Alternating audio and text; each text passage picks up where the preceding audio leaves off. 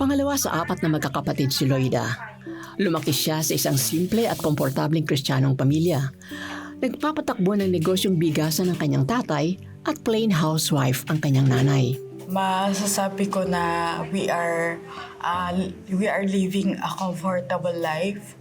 Lahat kami nag-aaral sa private school and then di naman kami nagkukulang sa pagkain, baon, sa mga pangangailangan araw-araw. Dahil po active yung family ko, andun yung mga kaibigan ko, yung mga kakilala ko, naging rin po ako doon sa simbahan. Naging active sa mga activities. Dahil madalas siyang naikukumpara sa mga kapatid, ginalingan ni Loida ang kanyang pag-aaral. Bunga nito, nakapagtapos siya bilang cum laude sa kursong Interior Design sa Universidad ng Santo Tomas. May times po kasi na kinukumpara ako ng mga tao sa kapatid ko. Yung mga sister ko, maganda. Ano sila, laging views, maraming liligaw. So, may mga tao na nagsasabi na ako daw yung pinaka-least. So, parang nagkaroon ako ng pressure na hindi kasi marami akong kayang gawin. Na I can drawing na mabilis, magaling ako sa arts, and then magaling ako sumayaw, kumakanta rin ako. So, ang feeling ko po ay kaya kong gawin lahat. So, basta lagi yung sinasabi na maganda sila. And then, deep inside, ang sinasabi ko naman sa sarili ko, ako naman marami akong kayang gawin. Muling ipinamalas ni Loida ang kanyang angking galing nang mag-take siya ng board exam kung saan hindi lang siya pumasa, bagkus isa siya sa mga top-notchers ng batch 2012. So may nag-text sa akin na lumabas na yung results. Hindi results yung una ko tinignan. Ang una ko tinignan yung top 10. Kasi parang expected na ako na nasa 10 ako. So taas sakit ako number 4. Yung saya na nasa loob po, parang, Lord, salamat. Ganun po. Agad na nakakuha ng trabaho si Loida sa Ortigas bilang junior interior designer. Sobrang pagod po talaga sa pagko-commute. Naisip ko na ganito lang ba ako araw-araw? Ito ba yung buhay na pangarap ko? Yung para akong nakikipaghabulan sa oras. So, physically, pagod na pagod po ako noon. Bukod pa yung pressure at stress. After ko mag-lunch, tumayo po ako and then I tried uminom ng tubig. Pag tingin ko sa ceiling, nahihilo na ako. Sobrang nahihilo na ako. Doon, nawala na ako ng lakas. Bumagsak na ako and then nasalo ako nung office mate ko na lalaki. Nakikita ko po yung paligid, pero malabo. Tapos nakita ko na nagmamadali sila, na parang nagpapanik sila, pero hindi na ako pangkagalaw.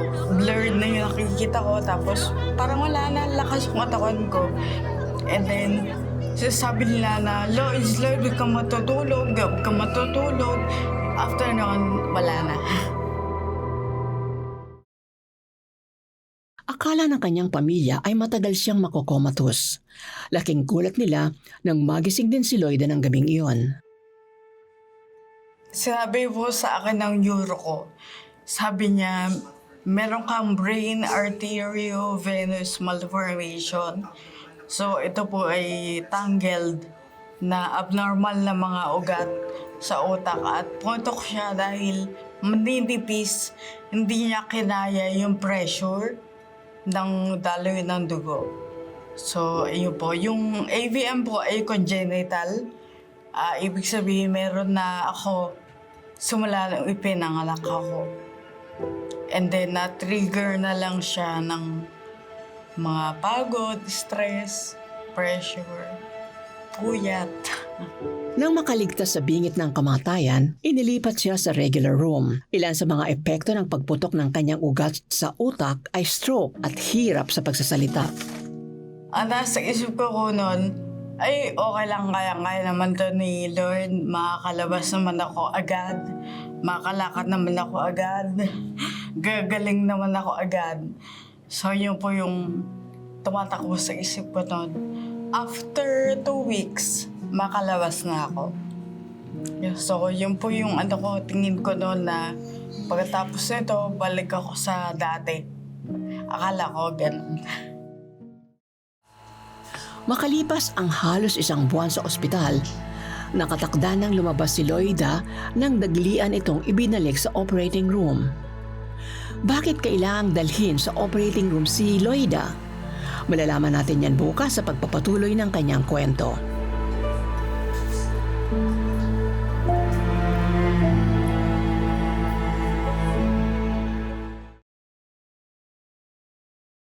Naudlot ang pag-uwi ni Loida nang muling pumutok ang ugat niya sa ulo.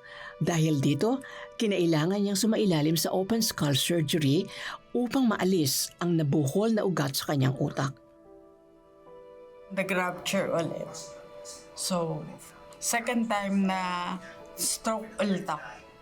Same location, yung ugat ulit na yun, nag-rupture. Kasi unang-una po, ayaw nilang operahan dahil nga po napaka-delikado ng open skull surgery. Ang plano ng mga doktor, radiation na lang pagka lumakas na yung katawan ko. Pero nag-rupture ulit. So sabi ng mga doktor, pwedeng mag-rupture ulit. For the third time, baka hindi ko nakayanin kung hindi pa nila ibubuksan at tatanggalin yung AVM. Makalipas ang ilang oras, matagumpay na natanggal ang buhol ng ugat sa kanyang utak. Nabago niya yung direksyon. Parang naputol niya lahat ng plano ko, lahat ng gustong gawin. Natanggal niya lahat ng skills ko. Bumalik ako sa zero. Parang bata, nahihirapan na akong gumalaw. Nahihirapan na ako makikita. Nahihirapan na ako magsalita. At yun nga po, sabi sa akin ng mga doktor, naapektuhan yung balance ko. Dahil sa magkasunod na operasyon at iba pang gamot, inabot ng mahigit 3 milyon ang running bill ni Loida sa ospital. Dahil dito, kinailangan nilang ibenta ang kanilang properties, truck, iba pang sasakyan at maging ang kanilang rice business. Naglunsad din ng fundraising ang kanyang mga kaibigan upang makatulong sa kanilang gastusin. Ako yung reason bakit ang hirap yung family ko. Parang ganun po na nahihiya po ako na sa kanila. Kasi dahil po sa nangyari sa akin, nag-stop na yung 2 kong kapatid sa pag-aaral. Yung condition ko, yung nangyari sa akin, yung naging dahilan. Bakit nagkaganto? Matapos ang operasyon, nagmistulang bata si Loida. Muling nag-aral, lumakad at magsalita. Sa mga sandaling ito, nakaramdam si Loida ng hirap sa paghinga at labis na pagsusuka. Kaya naman, muli siyang isinugod sa ospital. CT scan sa leeg. Doon nila nakita na yung airway ko or yung daan ng hangin lumiliit, nagsasarado. Yung butas daw po ng airway ko ay kasing laki na lang ng sa ballpen. Sa isip-isip ko, ito na naman. Bago na naman. Nakaganda ako. And then, noong time na yon, parang blanco na ako na hindi ko alam kung mabubuhay pa ako. Kasi nung una, parang positive pa ako na, ay, kaya ko to, ganyan, ganyan. This time, blanco na ako na, ito naman, ano naman kaya to? Ang tubo na tumulong kay Loida upang makahinga ay siya ring naging sanhi ng pagkakaroon ni Loida ng tracheal stenosis. Ang hirap kong matulog, ang hirap kumain, kasi sobrang hirap po na paghinga. Nakagayo ko lang ang ganun.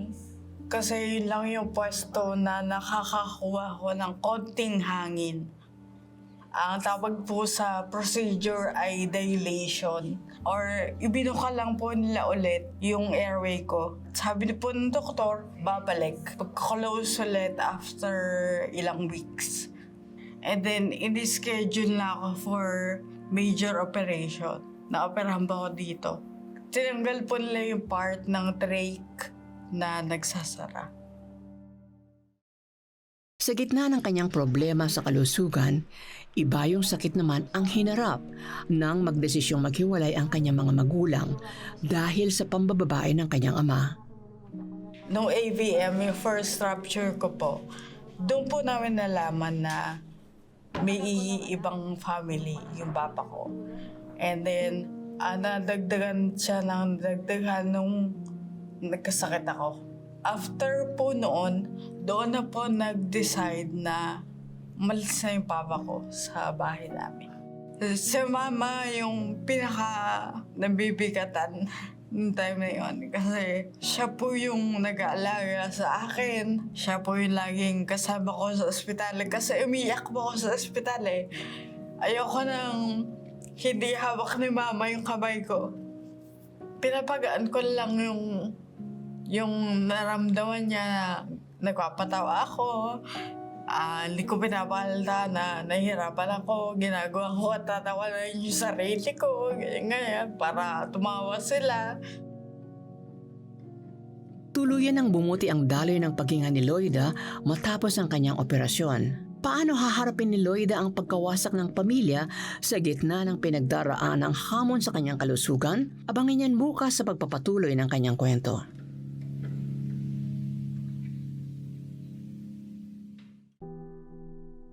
Dahil sa operasyon, nanatiling nakayuko lamang si Loida dahil sa pagkakatahi ng kanyang baba sa kanyang dibdib. Kasi pagka hindi nila ginawa yun, pwedeng lalong pag napunit daw, baka sumabog. Kamakaila ako kasi sa NGT. Naglalagay sila ng pagkaan sa NGT kasi nakagagal lang ako. Sobrang hirap din ng mama ko noon. Kasi para lang makatulog ako, nakasandal ako sa kanya. Tuluyang nagbago ang buhay ni Loida matapos ang sunod-sunod na sakit at operasyon. Dahil dito, naitanong niya sa sarili kung dapat pa ba siyang mabuhay. Nung pangalawang operation ko, after ilang months po, doon ko na naisip na gusto ko nang mamatay. Akala ko kasi gagaling ako agad. Makalakad ako agad, makakabalik ako sa trabaho agad. Pero walang nangyari sa lahat ng inakala ko. Lahat ng plano ko walang nangyari. Naisip ko na sana namatay na lang pala ako nung nasa ICU ako. Sana pala hindi na lang ako nagising nung unang rupture pa lang. Para siguro mas madali sa akin, sa family ko, at sa lahat. Pabigat na lang ako. Kasi inaalagaan ako parang baby. Tapos wala na akong kayang gawin. Parang feeling ko lahat ng skills ko nawala na. Kasi yung pinakamalaking skill ko, yung pag-drawing, wala na, hindi na ako nakasulat. Simpleng pagsuot ng tsinelas, nahihirapan ako. Hindi ko kaya magsipilyo. Hindi ko kaya, parang feeling ko, nahiya ako sa nanay ko, sa mga kapatid ko. Ayokong makita ng mga kaklase ko. Ayokong puntahan nila ako. Nahiya ako sa kanila. Ayoko na makita nila ako na ganito na lang ako. Nang makarecover mula sa operasyon, sumailalim naman si Loida sa therapy. Araw-araw, nagtutungo sila sa Barangay Health Center para sa libreng therapy. Bakit ganito? Ang bait naman ako dati. Masipag naman ako. Naglilikod naman ako sa simbahan. Church worker ako, nasa ministry ako. Masipag ako mag-aral, masipag magtrabaho. Pero ganito yung nangyari sa akin. Nag-start na po ako na, Lord, ito ba yung plano mo sa akin? Yun na po yung nag-start na po ako magtanong sa Diyos na, ito ba yung magandang buhay na plano mo para sa akin? Ayun po, parang sinasabi ko na ka-Lord na, Lord, di ba isang salita mo lang kaya mo akong palakarin? Bakit di mo ako pinapalakad? Hirap na ako, hirap na yung family ko. Bakit hindi pa rin? Bakit hindi mo pinapayagan? Hindi mo pinapahintulutan na gumaling ako. Bakit gano'n? Bakit ako? Ang dami ko ng tanong na, bakit mo ba ako binuhay? Gano'n. Mahirapan na naman ako. Bakit ganito kahirap? Bakit naghirap kami ng ganito? Anong kasalanan ko? Makalipas ang halos 1 taon, bumalik sa ospital si Loida para sa kanyang follow-up check-up. Dito napag-alaman na mayroon pa ring AVM sa kanyang utak at may mataas na tsansang muli itong pumutok. Ang binigay po ng neuro ko ay gamma knife radiosurgery. So ito po, hindi naman na siya operation, hindi na buksan yung ulo.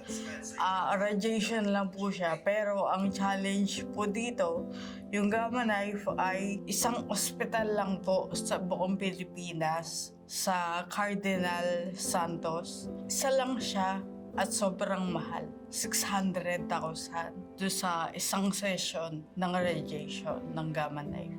Naisip po na saan naman kami kukuha ng 600,000. So, iyo po parang naisip ko naman na ito na naman, ganito na naman. Dahil sa laki ng halagang kailangan para sa operasyon, biyaya naman na nakahingi sila ng tulong mula sa PCSO. Naglunsad din ng Concert for a Cause ang kanyang kapatid. Kaya naman makalipas lang ang ilang buwan na isagawa na ang operasyon para kay Loida. Ito na kaya ang simula ng pagbuti ng kalusugan ni Loida? Abangan yan bukas sa pagpapatuloy ng kanyang kwento.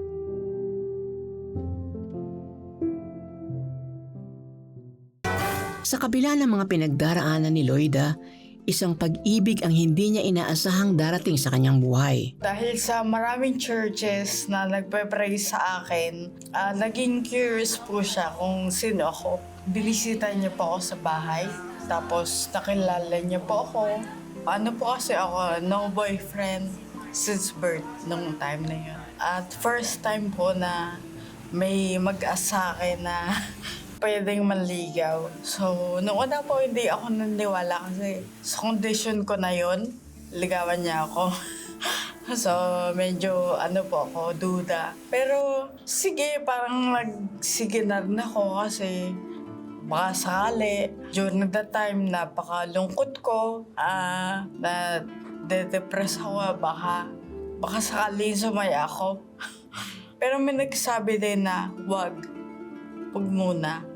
Dahil baka masaktan lang ako, baka hindi pa panahon, wala ka pa sa tamang kondisyon, mag-focus ka muna sa pagpapalakas ng katawan mo. So yun po, pero hindi ako nakinig. Hindi ako nakinig kasi malungkot ako. Nagpatuloy ang relasyon ni Loida sa kanyang nobyo. Kalaunay, kinailangang lumipat si Loida sa Nueva Ecija dahil naibenta ang kanilang property sa Montalban na ginamit pambayad ng kanyang hospital bill. Kasabay sa paglipat nilang ito, ang pagkakabunyag na 3 buwan na pala siyang buntis. Anong gagawin natin? Bato kung ginawa mo. Sabi niya, hindi mo pa nga kayang magpante sa sarili mo. Ang gano'n. Sabi niya gano'n. Isip ko lang na ganito na yung buhay ko. Ganun pa yung nagawa ko. Ganun pa yung nangyari. Yung mama ko, galit na galit sa akin. Umiyak siya. Sabi niya, bakit ko yun nagawa? Ako din, hindi ko na alam ko anong reaction ko nun. Kasi wala na akong ibang masabi nun, kundi sorry. Sorry, ma. High risk ang pagbubuntis ni Loida, kaya minabuti ng kanyang ate na dalhin sa kanyang boyfriend upang mas maalagaan at malayo sa stress mula sa galit ng ina. Lagi kong sasabi kay Lord na hindi ko na alam kung anong gagawin ko sa buhay ko. Sana mamatay na lang kami nung anak ko. Para wala nang problema, wala nang masasabi. Lalong tingin ko sa sarili ko, pabigat. Lalo ko naisip sa sarili ko na wala akong kwenta. Lalo ko naisip na sa kabila nung ginawa sa akin ng Lord na kabutihan sa mga nagdaan na pagkaka-hospital ko, mga operation, ganito pa yung nangyari.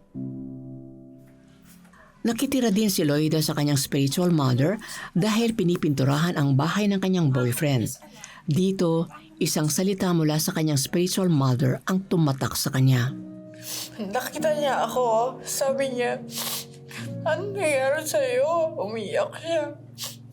Sabi niya sa akin, Loins, patawaran mo na rin sarili mo. Kasi galit na galit po ako dun sa sarili ko. Dismay ako yung Diyos. Dismay ako yung family ko. Lahat na tumutulong sa akin. Lahat sila disappointed sa akin. Okay naman po yung pregnancy ko, pero iyak po ako na iyak lagi. Araw-araw po ako umiiyak. Mag-isa lang ako, nandun ako sa ibang family. Ganito yung condition ko. Buntis pa ako. Bakit naging ganito yung buhay ko? Dahil hindi pwedeng mag-labor si Loida dala ng kanyang AVM, minabuti ng mga doktor na ilabas ang bata sa pamamagitan ng C-section kahit 7 buwan pa lamang ang sanggol sa tiyan ni Loida. Ganda po yung nangyari sa akin. Nabuntis ako. Meron akong kapansanan, may sakit ako. Yung pinaka-favorite ko po yung Psalm 73. Yung my heart and my flesh may fail, but God is the strength of my heart and my portion forever. Bago po ako manganak, sabi ko kay Lord, Lord, kayo nang bahala sa amin.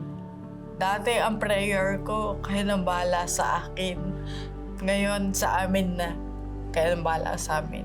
Kasi, delikado pa rin yung panganganak ko. Pwedeng mag-trigger sa AVM. Bago pa manganak si Loida, nagawa na niya makipag-ayos sa kanyang ina. Kaya naman, nang magkalabuan si Loida at ang tatay ng kanyang anak, agad silang umuwi sa Nueva Ecija. Ito na kaya ang simula ng payapang buhay ni Loida. Abangan niyan bukas sa pagpapatuloy ng kanyang kwento. Mas naging mahirap ang buhay para kay Loida at sa kanyang anak. Madalang magpadala ng financial support ang tatay ng kanyang anak. Kaya naman, umasa na lang sila sa kanyang ate at tita. Nung unang taon po, talagang walang-wala kami. Nagbe-breastfeed po ako noon pero wala akong makain. Sobrang hirap po noon. Wala kaming pambili ng gatas, diaper kasi hindi rin po naging maganda yung relationship namin nung tatay nung anak ko, yung boyfriend ko noon. Talagang nagsuporta sa amin, yung makapa rin sa amin yung family ko.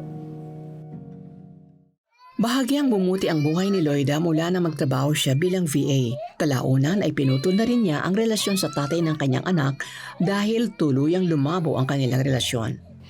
And then nag-decide na rin po ako noon na humiwalay na ng tuluyan. Hindi naman po siya nagsusupport. Meron po nagbigay sa akin ng opportunity na sinubukan lang naman ako. So doon na po nag-start na nagkaroon ako ng work. Kinaya ko na po na makapag-provide para sa pangailangan na Adriel. And then unti-unti na po na nakakaahon. Nagbabago na po yung buhay namin. Doon ko po nakikita simula sa panganak ko, sa lahat ng pangangailangan ko, na kahit na unfaithful ako sa Diyos, siya'y faithful pa rin. Na hindi pa rin niya kami pinabayaan. Makalipas ang ilang taon, pina-check up ni Loida ang anak sa neuropediatrician at napag-alamang may autism ito. Grabe naman yung buhay mo. Bakit sobrang daming problema?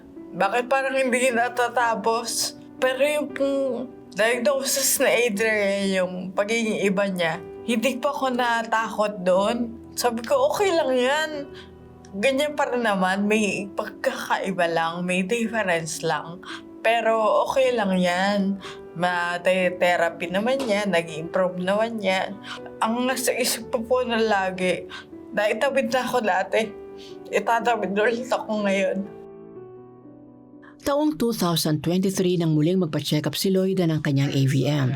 Sumailalim siya sa angiogram sa PGH kung saan naideklarang AVM-free na siya.